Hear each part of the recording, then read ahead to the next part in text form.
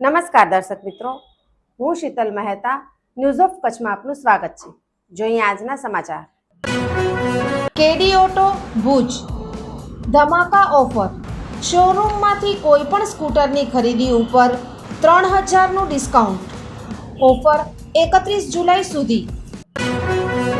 પ્રેમ લગ્નના 15 વર્ષે પતિ દ્વારા પત્નીને બેરહેમીથી માર મારી હત્યા કરાઈ. પોલીસે આરોપી સુલતાનની ધરપકડ કરી. જુઓ સિલસિલાબદ્ધ બનાવની વાત. શહેરના ભારતનગર વિસ્તારમાં પ્રેમ લગ્ન નામના પવિત્ર બંધનનો કરુણ અંજામ સામે આવ્યો છે.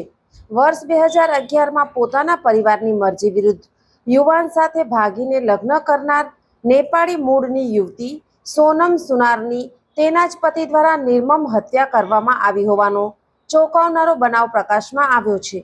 બનાવ અંગે ફરિયાદ બાદ પોલીસે આરોપીને પકડી પાડ્યો હતો. શહેરના ભારતનગર વિસ્તારમાં વોર્ડ 9B વિસ્તારમાં રહેનાર સોનમ નામની મહિલાને તેનો પતિ અને આ બનાવના આરોપી સુલતાન જુસબ સુમરા રામબાગ હોસ્પિટલ લઈ ગયા હતા, જ્યાં તે ઘરે જમીન પર ચાલતા સમયે પગ સ્લીપ થઈ જતા શરીરે ગંભીર ઈજાઓ થતા સારવાર અર્થે લઈ આવ્યો હોવાનું જણાવ્યું હતું. મહિલાના આખા શરીરે ઈજાના નિશાનો હોવાથી તબીબોએ પીએમ બાદ વધુ હકીકત જાણવા મળે તેવું જણાવ્યું હતું. દુબઈ રહેતા યુવતીના ભાઈ રાહુલ રતન બહાદુર સુનાર અહીં આવી તેણે ગુનો નોંધાવ્યો હતો.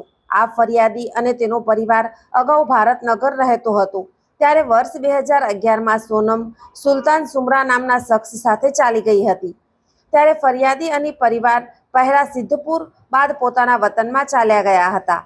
દરમિયાન સુલતાન સોનમને પરિવાર સાથે વાત કરવા દેતો ન હોવાથી છેલ્લા 4 વર્ષથી પરિવારનો સોનમ સાથે કોઈ સીધો સંપર્ક નહોતો. દરમિયાન ગત તારીખ 12/7ના ફરિયાદીનો ભાઈ સંતોષ, જે ગાંધીધામમાં જ રહે છે, તેની વાત સોનમ સાથે થઈ હતી, જેમાં આ મહિલાએ રડતા પોતાની આપવીતી સંભળાવી હતી કે તેનો પતિ સુલતાન ખૂબ ગુસ્સાવાળો છે અને તેને વારંવાર ઢોર માર મારે છે.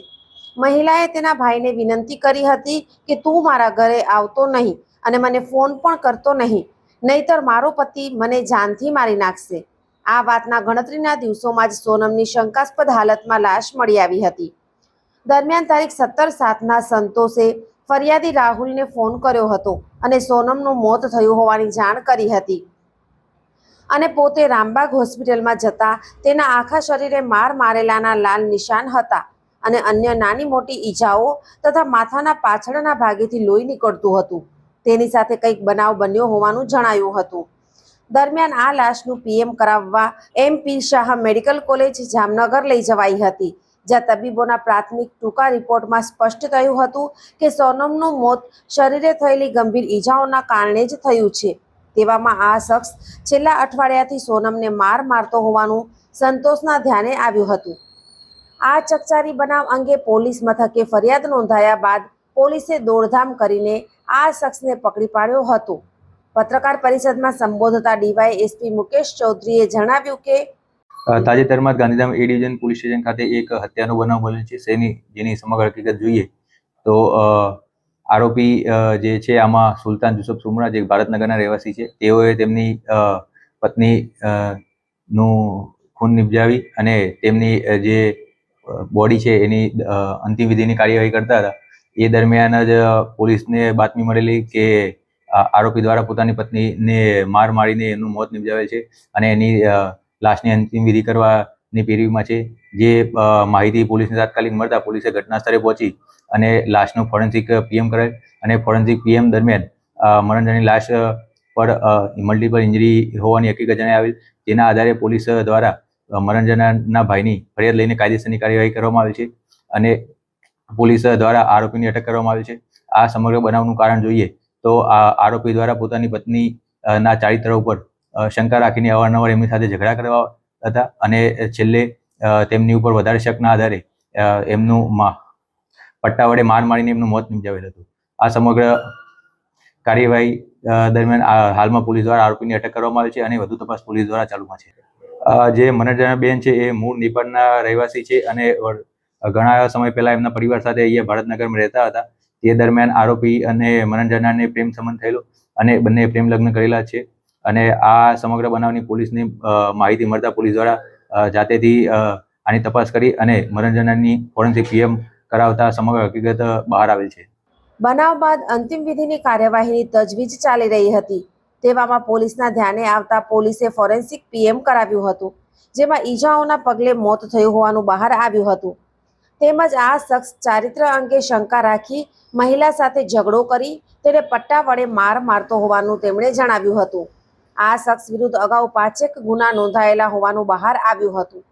તેની ધરપકડ કરી આગળની તપાસ ચલાવાઈ છે. આ બનાવ અંગે યોગી દેવનાથ બાપુ તથા પરિવારે જણાવ્યું કે मेरा नाम विशाल थापा है। मैं कच्छ गोरखा समाज का प्रमुख हूँ और हम लोग सेवा का काम बहुत सारे करते रहते हैं समाज में। इसके बारे में यही कहना चाहेंगे कि ये बड़ी दुख की घटना है।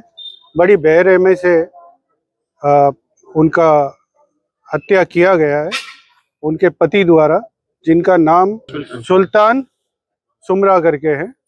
और ये हत्या का हमें काफ़ी दुख भी है और हमारे अंदर बहुत गुस्सा भी भरा हुआ है इस हत्या के वजह से कि इस तरीके की घटना कैसे घटी।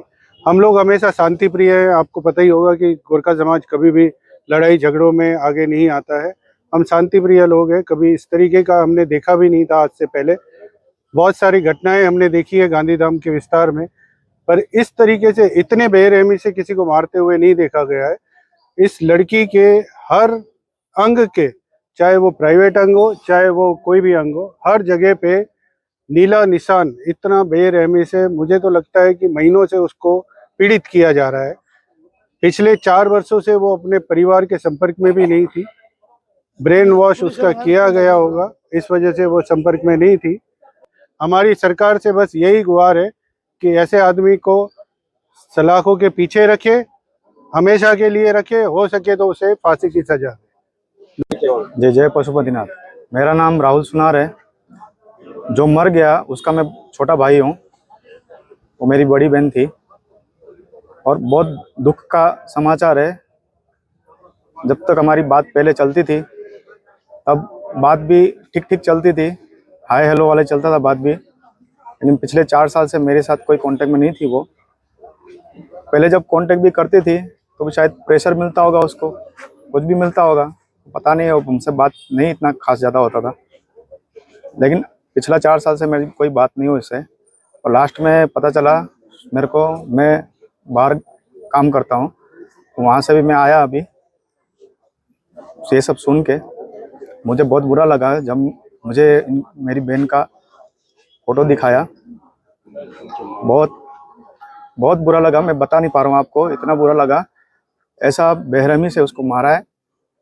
मुझे बस एक ही है कि मेरी बहन को न्याय मिलना चाहिए, और ऐसा न्याय मिलना चाहिए कि आगे कोई भी मेरी बहन हो उसको ऐसा तकलीफ दुख से गुजरना ना पड़े, जैसे मेरी बहन गुजरी है।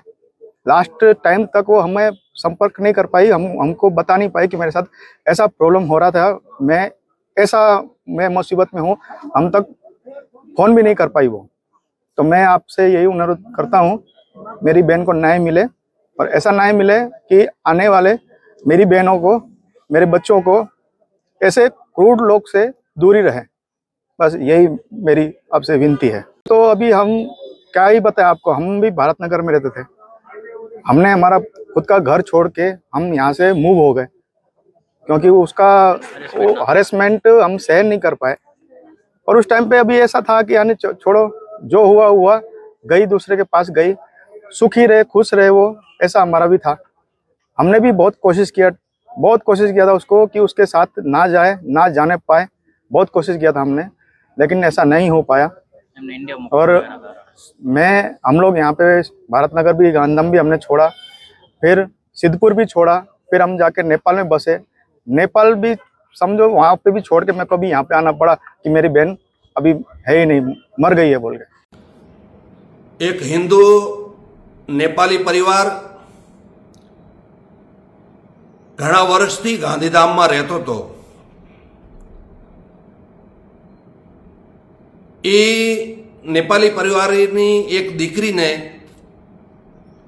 13 વર્ષ પહેલા जिहादी લઈ ગયો એના 3 સંતાન થયા અને ગઈકાલે એ જેહાદીએ એ હિન્દુ દીકરીની એવી બર્બરતાથી હત્યા કરી નાખી. એ દીકરીને એટલો માર માર્યો જેની કોઈ કલ્પના ના પણ કરી શકે. એના ફોટા વિડીયો આપણે જોઈએ તો આપણો લોહી ઉકળી ઉઠે. ત્યારે હું સરકારથી વિનંતી કરું છું કે આવા જેહાદીઓને ફાંસીથી ઓછી કોઈ સજા ન મળવી જોઈએ, અથવા તો આવા જેહાદીઓનો એન્કાઉન્ટર થવો જોઈએ. જે પ્રકારે એ હિન્દુ દીકરીની બર્બરતાથી હત્યા કરી છે, દરેક હિન્દુનો લોહી ઉકળે ઉઠે એવો છે. દર્શક મિત્રો, આજે તારીખ 20 જુલાઈ 2026. આ હતા આજના સમાચાર. આવતીકાલે ફરી મળીશું. ત્યાં સુધી મને રજા આપશો. નમસ્કાર.